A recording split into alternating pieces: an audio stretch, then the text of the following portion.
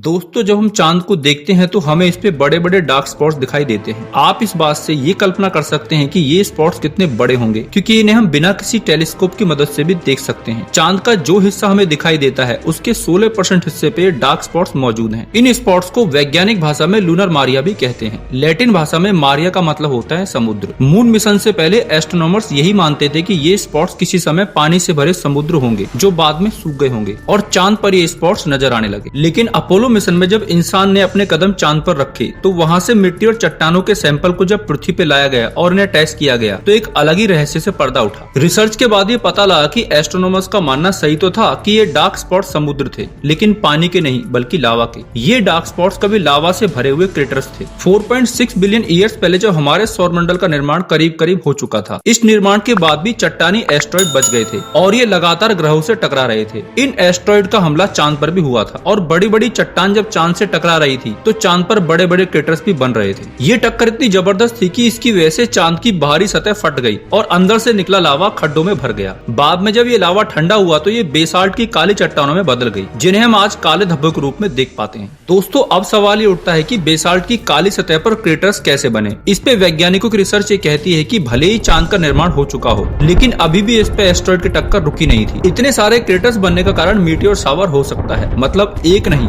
हजारों लाखों की संख्या में छोटे और बड़े एस्ट्रॉइड चांद से काफी लंबे समय तक टकराते रहे होंगे और आज उस इम्पैक्ट को हम क्रेटर्स के रूप में देख सकते हैं। दोस्तों, ऐसा नहीं है कि चांद पे मीटियोर्स का टकराना रुक गया हो। आज भी चांद से मीटियोर टकराते हैं और एस्ट्रोनॉमर्स इस इम्पैक्ट को कैप्चर भी करते हैं, क्योंकि अब हमारा सोलर सिस्टम काफी हद तक स्टेबल हो गया है। इसी वजह से मीटियोर्स के टकराने की फ्रीक्वेंसी अब कम हो गई है। ऐसे ही एक रेयर इम्पैक्ट को जनवरी 2019 में ऑब्जर्व किया गया था। जनवरी 2019 में 61,000 किलोमीटर प्रति घंटे की रफ्तार से चांद की सतह पर करीब 45 किलो का मीटियोर टकराया था और इस टक्कर के कारण चांद पर 50 फीट डायमीटर का एक क्रेटर बन गया था। इस मीटियोर के टकराने के बाद मीटियोर इम्पैक्ट वाली जगह तापमान 9750 डिग्री फ़ारेनहाइट पहुंच गया था, जो कि सूरज की सतह के तापमान के बराबर था। वैज्ञानिकों ने इस घटना को मात्र 0.28 सेकंड्स के लिए ऑब्जर्व किया था और रिकॉर्ड भी किया था, और वो भी टोटल लूनर इक्लिप्स की वजह से, क्योंकि लूनर इक्लिप्स के दौरान चांद पृथ्वी की छाया से गुजरता है और उस समय चांद लाल या ऑरेंज रंग का नजर आने लगता है। इस मीटियोर इम्पैक्ट को 8 टेलीस्कोप्स के एक नेटवर्क से रिकॉर्ड किया गया था, जिसे moon impact detection and analysis system भी कहते हैं। ये सिस्टम स्पेन में इंस्टॉल किया गया है और इसका काम है सिर्फ चांद की सतह को मॉनिटर करना। इस सिस्टम ने इम्पैक्ट के बाद लाइट की डिफरेंट वेवलेंथ को मॉनिटर किया था। उसी के बाद ये एस्टिमेट किया गया था कि मीटियोर का साइज करीब 45 किलो का रहा होगा। दोस्तों, वीडियो को अंत तक देखने के लिए आपका बहुत बहुत धन्यवाद। ऐसे और भी इंटरेस्टिंग वीडियोस के लिए इस वीडियो को लाइक और चैनल को सब्सक्राइब करना ना भूलें। Thank you.